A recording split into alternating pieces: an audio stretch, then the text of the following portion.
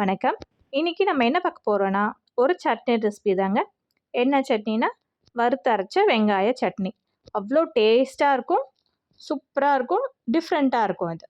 கண்டிப்பா இத ட்ரை பண்ணி பாருங்க. நம்ம சேனல்ல நெறைய சட்னி ரெசிபிஸ் இருக்கு. பார்க்கலன்னா பார்த்துக்கோங்க. இதுக்கு நீங்க சின்ன வெங்காயம் வச்சு செய்யலாம், இல்ல பெரிய வெங்காயம் வச்சு செய்யலாம். வெங்காயத்த உரிச்சு கட் பண்ணி வச்சுக்கோங்க. அடுத்து ஒரு கடாய் வச்சுட்டு, அதில கொஞ்சமா எண்ணெய் விட்டுருங்க.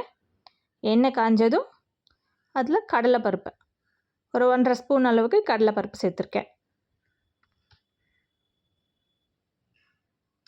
அடுத்து உளுந்து 1 ஸ்பூன் அளவுக்கு சேர்த்துக்கோங்க. இந்த கடலைப்பருப்பும் இந்த உளுந்தும் நல்லா ஃப்ரை ஆகணும். நல்லா ஃப்ரை ஆச்சுன்னா அதோட டேஸ்ட் இன்னும் நல்லாயிருக்கும். அது வந்து சீக்கிரமாக அரைப்பற்றும். நல்லா ஃப்ரை ஆச்சுன்னா மொறுமொறுன்னு இருக்கும்போது சீக்கிரம் நல்லா அரைப்பற்றும். ரொம்ப டைம் எடுக்காது. இப்போ இது நல்லா ஃப்ரை ஆகிடுச்சு. அடுத்து இதில் வந்து நம்ம கட் பண்ணி வச்சுருக்க வெங்காயம் சேர்த்துக்க போகிறோம். இந்த பெரிய வெங்காயத்தை விட சின்ன வெங்காயம் உங்கள்கிட்ட இருந்துச்சுன்னா சேர்த்துக்கோங்க. அது இன்னும் ஹெல்த்தியும் கூட. இந்த வெங்காயத்தையும் சேர்த்து இதில் நல்லா வதக்கி விடுங்க. இந்த சட்னி ஒரு 2 நாள் 3 நாள் வரைக்கும் கூட நீங்கள் வச்சுக்கலாம். இது கெட்டு போகாது. இப்போ இந்த வெங்காயம், இந்த பருப்பு எல்லாம் வதங்கினதுக்கப்புறமா இதில் கொஞ்சமாக மிளகு சேர்க்க போகிறோம். ஒரு 5-6 மிளகு அளவுக்கு சேர்த்துக்கோங்க. மிளகு சேர்த்துட்டு அப்புறம் 1/2 ஸ்பூன் அளவுக்கு சீரகம் சேர்த்துக்கோங்க. இந்த மிளகு, சீரகம் எல்லாத்தையும் சேர்த்து நல்லா வதக்கி விடுங்க. இது வதங்கட்டும்.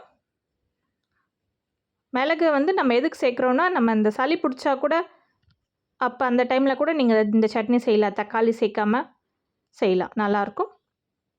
அடுத்து இதில் வந்து கலருக்காக ஒரு காஷ்மீரி சில்லி சேர்த்துருக்கேன். அப்புறம் ஒரு நார்மல் காஞ்ச மிளகா, அப்புறம் கொஞ்சமாக புளி வந்து நீங்கள் எந்த அளவுக்கு வெங்காயம் எடுக்கிறீங்களோ அதுக்கேற்ற மாதிரி குவான்டிட்டி நீங்கள் அட்ஜஸ்ட் பண்ணிக்கோங்க. அதே மாதிரி மிளகா சேர்க்கும் போது பார்த்து சேர்த்துக்கோங்க. ஏன்னா நம்ம ஆல்ரெடி மிளகு சேர்த்துருக்கோம்.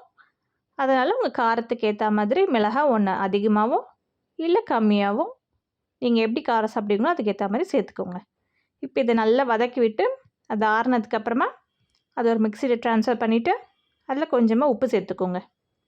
உப்பு சேர்த்துட்டு இப்போ நம்ம இதை அரைச்சி எடுக்க போகிறோம். இதில் வேறு ஒன்றுமே கிடையாது.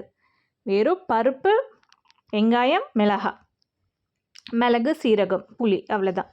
அவ்வளோ டேஸ்ட்டாக இருக்கும். இப்போ இந்த சட்னியை வந்து நீங்கள் அப்படியே கூட தொட்டு சாப்பிட்றலாம். இதை தாளிக்கணும்னு அவசியமே கிடையாது. ஏன்னா ஆல்ரெடி இது நல்லா வதக்கியாச்சு. பட் இருந்தாலும் நான் இன்றைக்கி ஒரு தாளிப்பு கொடுக்குறேன். நல்லா அரைச்சி எடுத்ததுக்கப்புறமா ஒரு கடாய் வச்சுட்டு அதில் கொஞ்சமாக எண்ணெய் சேர்த்துக்கோங்க. எண்ணெய் சேர்த்ததும் எண்ணெய் காஞ்சதும் கடுகு போட்டு கடுகு நல்லா பொரியட்டும். வேறு எதுவுமே சேர்க்க வேண்டாம். ஆல்ரெடி உளுந்தும் சேர்த்து தான் அரைச்சிருக்கோம். அதனால் எதுவும் வேண்டாம். கடுகு பொரிஞ்சதும் இதில் கருவேப்பிலை ஒரு கொத்து சேர்த்துக்கோங்க. அப்புறம் பெருங்காயம் கொஞ்சமாக நல்லா வாசனையாக இருக்கும். பெருங்காயம் சேர்த்திங்கன்னா அவ்வளோதான், தாளிப்பு முடிஞ்சிருச்சு. இது அப்படியே நம்ம அரைச்சோல்ல சட்னி இல்லை ட்ரான்ஸ்ஃபர் பண்ணிடுங்க. இந்த சட்னியில் உங்களுக்கு தண்ணி வேணும்னா நீங்கள் தண்ணி கலந்துக்கலாம். இல்லை கெட்டியாக வேணும்னாலும் அப்படியும் வச்சுக்கலாம். சூப்பராக இருக்கும். டிஃப்ரெண்ட்டான சட்னி. கண்டிப்பாக இதை செஞ்சு பாருங்கள். செஞ்சு பார்த்துட்டு எப்படி இருக்குன்னு கமெண்ட்டில் சொல்லுங்கள். சட்னி ரெசிபிஸ் இது மட்டும் இல்லை, நம்ம சேனலில் நிறையா இருக்குது. எல்லாத்தையும் ட்ரை பண்ணி பாருங்கள். மறக்காமல் சப்ஸ்கிரைப் பண்ணுங்கள். தேங்க்யூ.